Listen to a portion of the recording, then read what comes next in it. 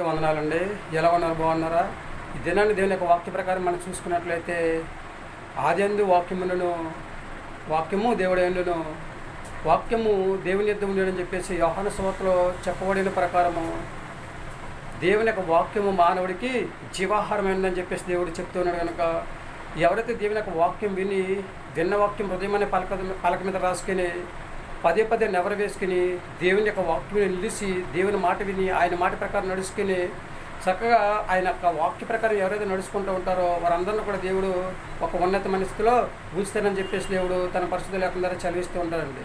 దేవుని యొక్క వాక్యం ప్రకారం ఎవరైతే నడాలని ఆలోచన కలిగి ఉంటారో వారందరినీ కూడా దేవుడు ఎప్పుడు ఎలాగ జీవించాలో, ఎప్పుడు ఎక్కడ ఎలా మాట్లాడారో, ఎప్పుడు ఎక్కడ ఎలా ఐకమత్యంగా ఉండాలో, ఎప్పుడు ఎక్కడ ఎలా సహోదరి ప్రేమ కలిగి జీవించాలో, ఎప్పుడు ఎక్కడ ఎలా నడుచుకోవాలో, ఎప్పుడు ఎక్కడ ఎలా దీవించబడాలో, ఎప్పుడు ఎక్కడ ఎలా ఆశ్రదించబడాలో, ఎప్పుడు ఎక్కడ ఎలా అభివృద్ధి పొందాలో దేవుడు మనకి తెలియజేస్తూ ఉంటాడనమాట అండి.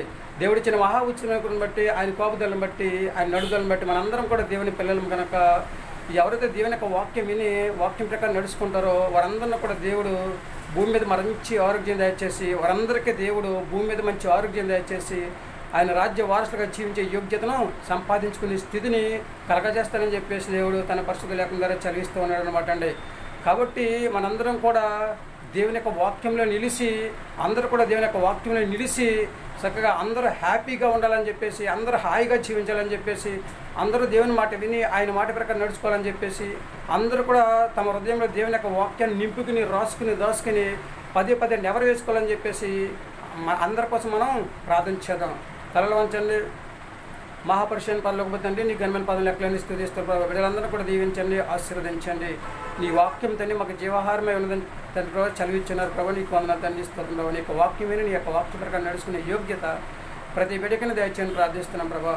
తండ్రి ఉద్యోగం చేస్తున్న వారిని, వ్యాపారాలు చేస్తున్న వారిని తండ్రి, అనారోగ్యంతో బాధపడుతున్న వారిని తండ్రి స్తోత్రం ప్రభావ. సంతానం లేని బిడ్డలు తండ్రి, గర్భిణీలను బాధితులను తండ్రి స్తోత్రం ప్రభావ. ఇక్కడ తండ్రిస్తున్న ప్రభావ.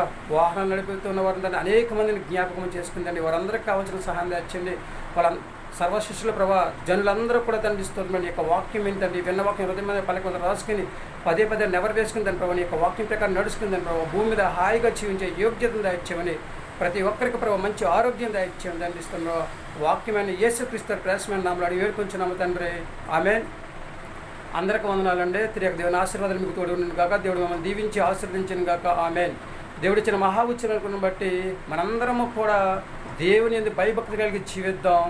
దేవుడిచ్చే ఆశీర్వాదాన్ని పొందుకుందాం. దేవుడిచ్చే కృపను మనము పొందుకుందాం.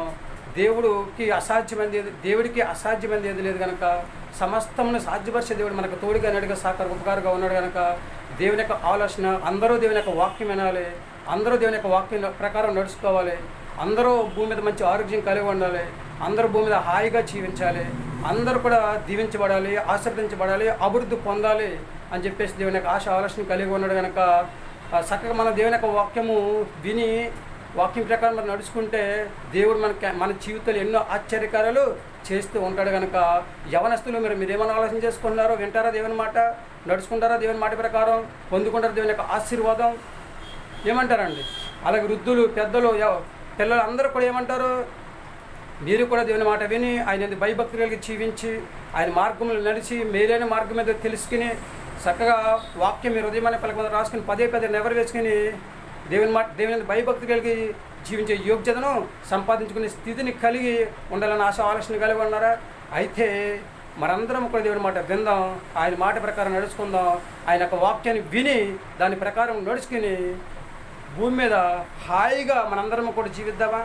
ఎందుకంటే మనం బాగోవాలి, మీరు బాగోవాలి, నేను బాగోవాలి, మనందరం బాగోవాలి. అందులో మీరు నేను మనందరము ఉండాలన్నమాట అండి. అదే దేవుని యొక్క ఆలోచన కనుక అందరం కూడా ఐక్యత కలిగి ఇతరుల కోసం ప్రార్థన చేసి చక్కగా మన కోసం మనం ప్రార్థన చేసుకుని దేవుని మాట విని ఆయన మాట ప్రకారం నడుచుకొని మనందరం కూడా భూమి మీద హాయిగా జీవించే యోగ్యతను సంపాదించుకునే స్థితిని కలిగి ఉందాం.